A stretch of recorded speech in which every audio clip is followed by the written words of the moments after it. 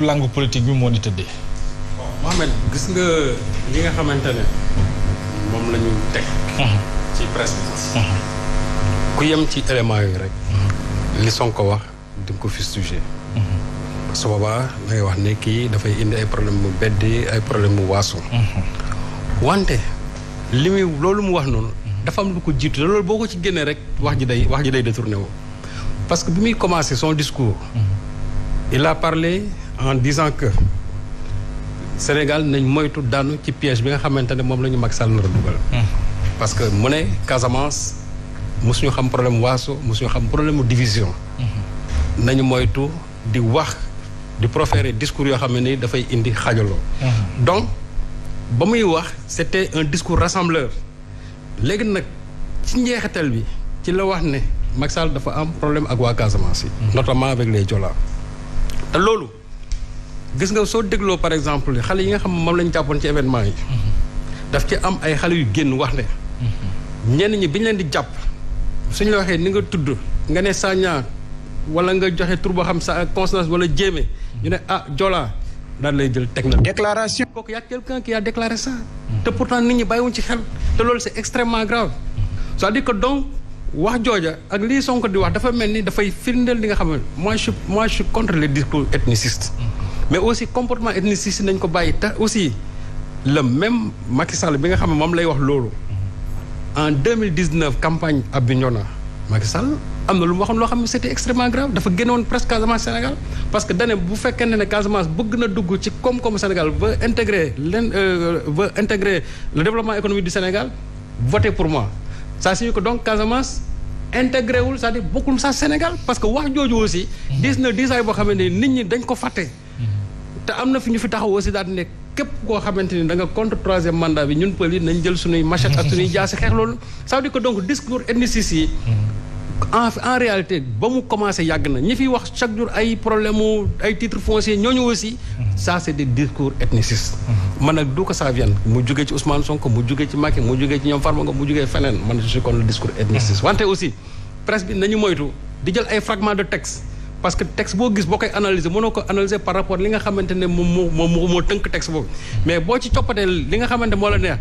dafay am beneen déggin beneen résonance boo xam moom lay joxe et d'ailleurs loolu moo indi problème mu sëñ Cheikh Abdou Bara Dolly parce que Cheikh Abdou Bara Dolly boo dégloo li nga xamante moo jiitu kàddu gi ak la nga xamante moom la ci presse bi jël tàgg ko toujours dafay détourner wax ji te loolu aussi nee naa leen texte boo jël génn ko ci contexte am c'est-à-dire daf koy pervertir complètement te loolu nag malheureusement la presse sénégalaise aujourd'hui est habituée à ça. li ci gën a doy waar Léo mooy ñu ci bëri ñaawlu ñu xëy na lu jëm ci wàllu kàddu yooyu ba ci sax société civile bi ñu ci dut baaraama tuuma seen xol moo nekkoon ci ñu mën a réguler waaye itam wax bu baax a baax woy politique yi ñu bañ ñu maytu yenn ci ay kàddu. xam nga lu tax parce que ñi nekk ci théâtre d'opération yi ñi ko dund pendant des années et des années nga xam ne ni pour génn sax problème la parce que la rébellion sévissait.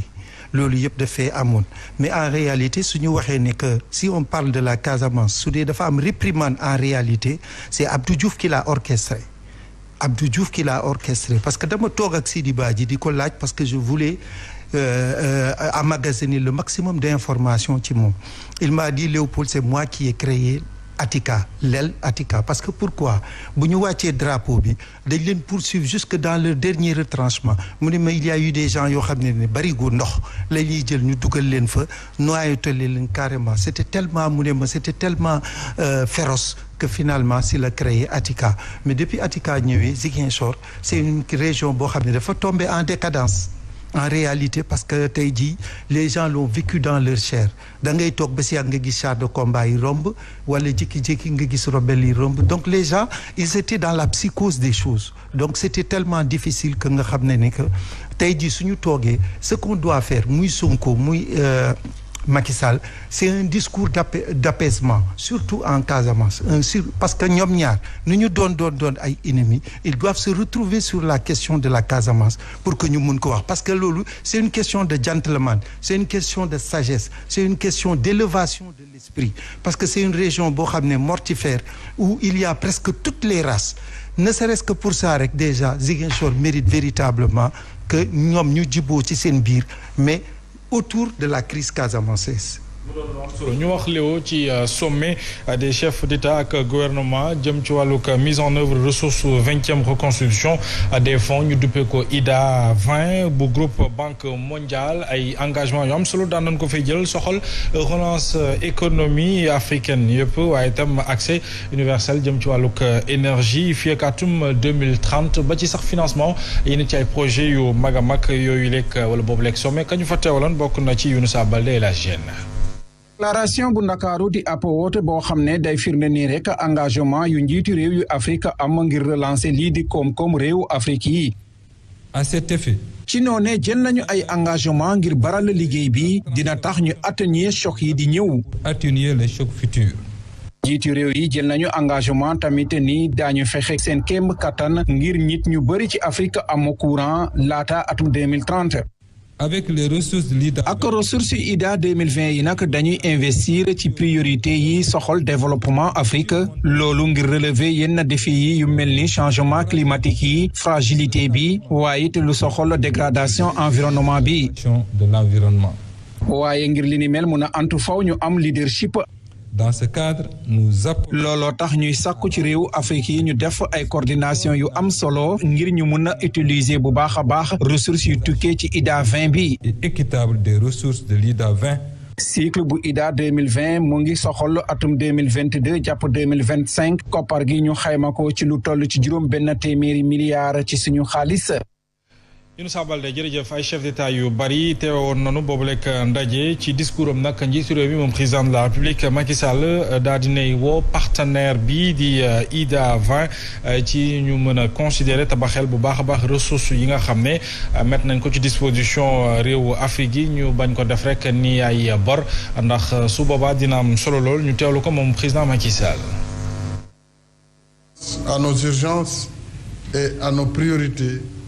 La question de l'utilisation. dama bëggoon wax ni ak urgence ak it priorité yi ñu am war nañu fexe ba utiliser ci anam yu jaar yoon xaalis bu tukkee ci IDA 20 bi suñu réew yi soxal nañu espace budgétaire yu méngoog ak suñu bëgg-bëgg loolu ngir continuer relance ñeel koom-koom bu Afrique waral ci kàddu njiitu réew yi yëpp maa ngi ñaax partenaire IDA yi ñu bañ a jëlee koppar bi comme koppar boo xam ne dañ koy fay loolu dina tax niveau déficit bi wàññeeku bu baax a baax. bu fekkee nag xaalis IDA 20 bi jëlewuñu ko comme xaalis boo xam ne dañ koy fay loolu dina tax ñu investir ci secteur yu bëri yu mel ni agriculture ak it ñoom seen. Il va de soi qu'on va libérer de l'espace qui va servir justement